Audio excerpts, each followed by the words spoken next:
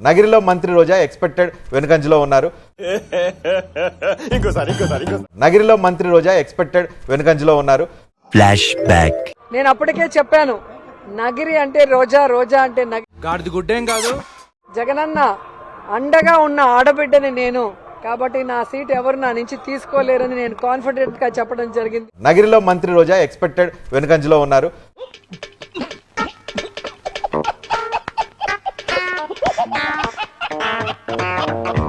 నాలుగు రోజుల తర్వాత మళ్ళీ ఎలాగో రిజల్ట్స్ వస్తాయి. జగన్మోహన్ రెడ్డి గారు మళ్ళీ ప్రమాణ స్వీకారం చేస్తారు. నీకెలా తెలుసు? ఏమో నాకు ఎన్నడూ తెలిసిపోతాయి. వైఎస్ఆర్ కాంగ్రెస్ పార్టీ ఈ రోజు తిరిగి రాష్ట్రంలో మరొకసారి అధికారంలోకి రాబోతా ఉంది. అయ్యి బాబోయ్, పిచ్చి బాగా ముదిరిపోయిందిరా మీక. మళ్ళీ అధికారంలోకి వస్తున్నాం, ప్రమాణంగా వస్తున్నాం. 9న ప్రమాణ స్వీకారం ఉంటుంది. ఇందులో ఎలాంటి డౌట్ లేదు. ఇది గుర్తుపెట్టుకో, తర్వాత మాట్లాడుకుందాం. కేవలం 24 స్థానాలను ఈదటానికి ఫ్యాను కష్టపడుతోంది.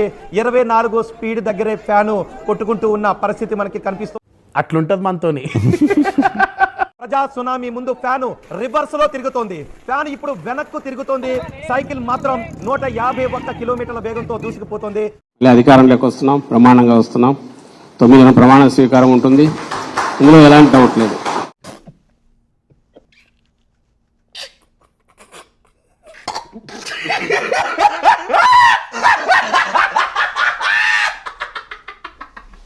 అలాగే గుడివాడ అమర్నాథ్ గారు, రాష్ట్ర ఐటీ శాఖ మంత్రులు గుడివాడ అమర్నాథ్ గారు గతంలో అనకాపల్లి నుండి ప్రాతినిధ్యం వహించారు. ప్రస్తుతం గాజువాక నుండి పోటీ చేస్తున్నారు. వారు ఓటమి చవి చూడబోతా ఉన్నారు. అయ్యయ్యో, సానుభూతి వద్దురా.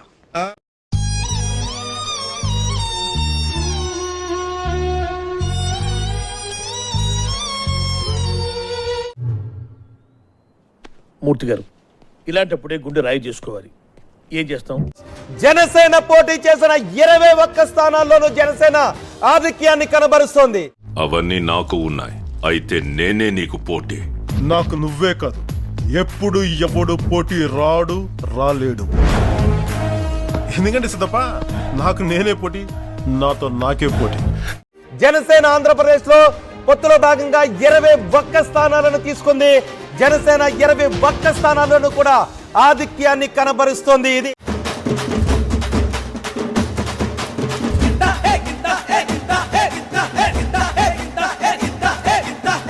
అట్లుంటది మనతోని. నాకు భయం అవుతుందిరా.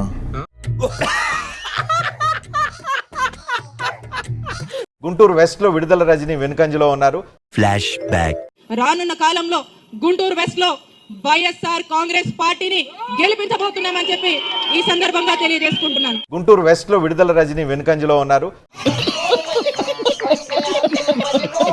ప్రజలను మోసం చేయడం, ప్రజలకు అబద్ధాలు చెప్పడం, రాజకీయాలలో ఇంత విలువలు లేకుండా, విశ్వసనీయత లేకుండా రాజకీయాలు చేయడం ధర్మమే. మనం చేయని కూడా ఎంత స్ట్రాంగ్ గా చెప్పొచ్చని మిమ్మల్ని చూస్తేనే తెలుస్తుంది సార్. ఒక వర్గానికి మీరు ఇన్స్పిరేషన్ అంతే. మీ పరిపాలన కేవలం వెల్ఫేర్ మీద దృష్టి పెట్టారు, డెవలప్మెంట్ మీద లేదు అనేది ఇప్పుడు ఎన్నికల సందర్భంగా జరుగుతున్న అతిపెద్ద చర్చనీయ. చెప్పండి సార్, చెప్పండి. చెప్పు. Basically what is development?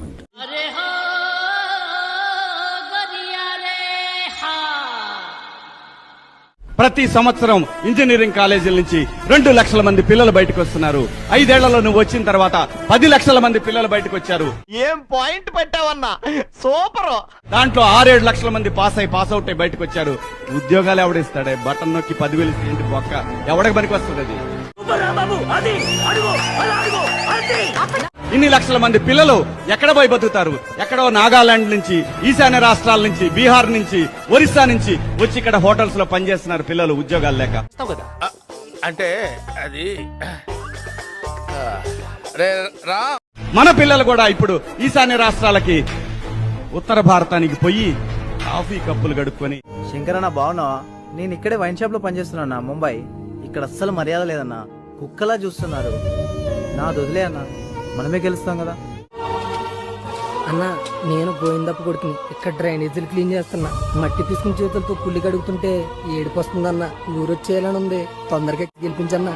ఎందుకంటే ఏదో కుటుంబం ఇక్కడ ఉన్న చోట కాఫీ కప్పులు కడగలేం కాబట్టి.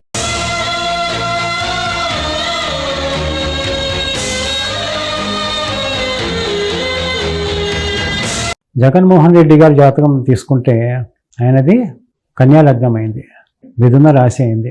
అంటే ఇప్పుడు మే 1కి గురుడు మారుతున్నాడు, ఇవన్నీ దేనికి సార్? దేనికేంటి? వృషభ రాశిలోకి వస్తాడు. అది జగన్మోహన్ రెడ్డి గారికి మంచిది కాదు. ఇది 1 సంవత్సరం పాటు ఉంటుంది.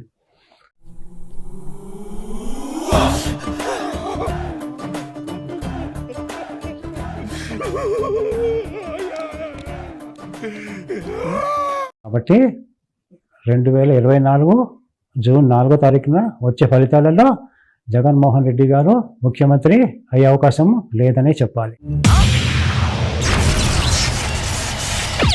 జగన్మోహన్ రెడ్డి గారు ముఖ్యమంత్రి అయ్యే అవకాశం లేదనే చెప్పాలి. ఇప్పుడు ఏం చెయ్యాలి? పారిపో, నీ సీట్ చిరక్క ముందే టికెట్ వేసుకుని పారిపో. ఏపీలో పోలింగ్ తర్వాత విదేశాలకు వెళ్లేందుకు సీఎం జగన్ ప్లాన్ చేస్తున్నారు.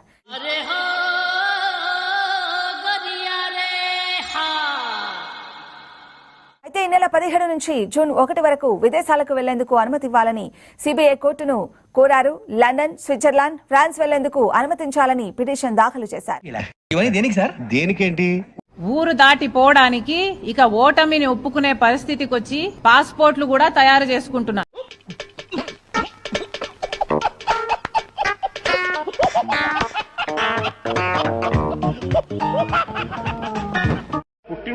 పుట్టినరోజు రోజన్నా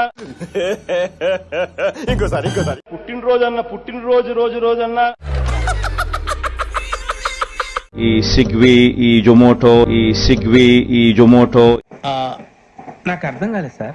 ఈ సిగ్వి, ఈ జొమాటో,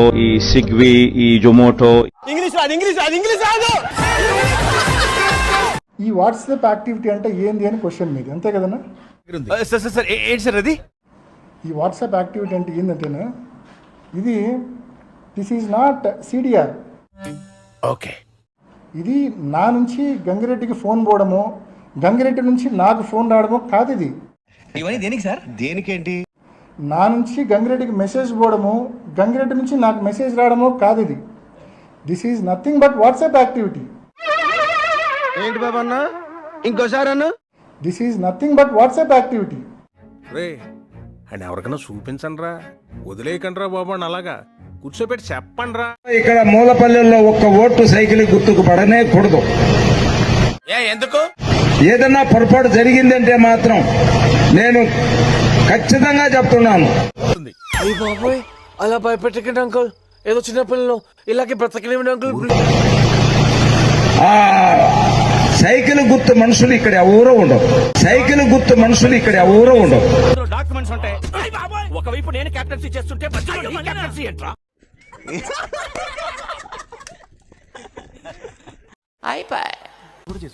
ఈ వీడియో నచ్చితే మీకు ఏం చేయాలో తెలుసు కదా. Like, share and subscribe.